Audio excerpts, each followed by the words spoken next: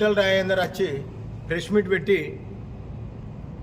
బీఫామ్లు మా పార్టీ ఇస్తుందని చెప్పేసి ఆ రోజు అక్కడ ఈటల రాజేందర్ గారు మాట్లాడితే దానికి వ్యతిరేకంగా అదే సాయంత్రం ఎవరో కృష్ణారెడ్డి అట జిల్లా పేరేంటి ఆయన ఎవరికి తెలియదు అసలు ఆయన కథే తెలియదు ఎప్పుడు ఏ ఊరికి తెలియదు మరి జిల్లా పేరేంటి అన్న సంగతి. కానీ ఆయన అటేదో ప్రెస్ మీట్ పెట్టిండట.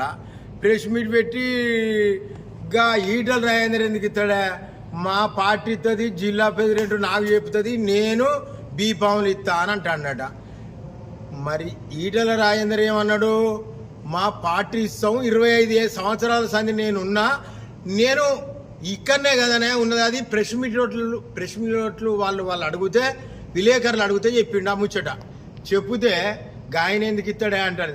దొంగలు కలిసి చీకట్లో మాట్లాడుకొని ఈటల రాజేందర్ మనుషులు బీఫామ్లు ఇచ్చి ఓడగొడదామని ఇద్దరు కలిసి చూస్తారు దొంగలు.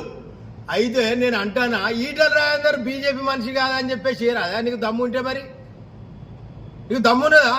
నువ్వు కృష్ణారెడ్డి అనేటువంటి నువ్వు ఒక జిల్లా పేరెంట్ అయితే మాట్లాడింది బీజేపీ మనిషే కదా. మరి ఆయన బీజేపీ మనిషి కాదు, నేను ఇస్తా కృష్ణారెడ్డిని, నేను ఒక జిల్లా పేరెంట్ను, ఈటల రాజేందర్ దేవు లేదు అని చెప్పేసి నువ్వు చెప్పు. మరి హుజురాబాద్ లాగా ఓడిపోయిండు ఎవరు, కాంగ్రెస్ ఆయన ప్రణవ్ బాబు ఓడిపోతే ఇన్ఛార్జ్ ఎవరు ఉన్నారు, ప్రణవ్ బాబు ఉన్నాడు. మరి ఇక్కడ హుజురాబాద్లో ఈయన ఓడిపోయిండు దురదృష్టశాత్తు, ప్రజలు ఏదో దురదృష్టశాత్తు ఓడగొట్టుకున్నారు. మరి ఇక్కడ ఎవరు ఉన్నారు ఇన్ఛార్జి? ఇంతవరకు ఎవరు లేరు. ఆయన చూసుకోకపోతే ఈటల రాజేందర్ చూసుకోకపోతే ఎవరు చూసుకుంటారు? నీ అధిష్టానం ఎవరన్నా ఇన్ఛార్జ్ ఇచ్చి ఇక్కడ చూసుకోమని అంటే ఈటల రాజేందర్ వచ్చి ఇక్కడ చూసుకుంటే నువ్వు ఆ మాట మాట్లాడాలి.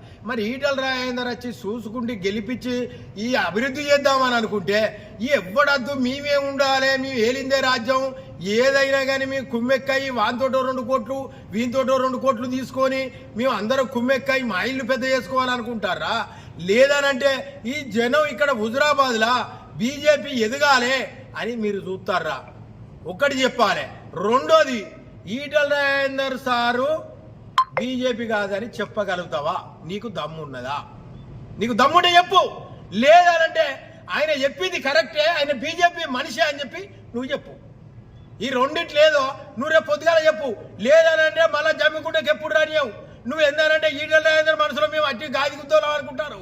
అది కాదు ముచ్చట. ఈటల రాజేందర్ మనుషులు తక్కువ ఉన్నారని చెప్పేసి చిన్నంచనెత్తాను. నువ్వు అట అది వరకు జిల్లా పేరెంట్ అట, నాకైతే తెలియదు. ఇప్పుడు నీ జిల్లా పేరెంట్ అయిందంటే నీకు దమ్ముంటే మళ్ళీ జిల్లా పేరెంట్ తెచ్చుకొని ఈ హుజురాబాద్ ఇన్ఛార్జిగా ఈటల రాజేందర్ ఉన్నాడు కనుక ఈటల రాజేందర్ విచారించి ఎవరికి టికెట్ ఇవ్వాలని చెప్పేసి నువ్వు ఈటల రాజేందర్ దగ్గర పోయి ఆలోచించి ఇయ్యి. కానీ చీకటి ఒప్పందాలు చేసుకొని దొంగలు కలిసి రెడ్లు కలిసి మీరు 2 అని 2 కోట్ల ముచ్చట తీసుకొని మీరు కుమ్మెక్క చేస్తే ఇక్కడ అంతా గాయదిగా లేరు.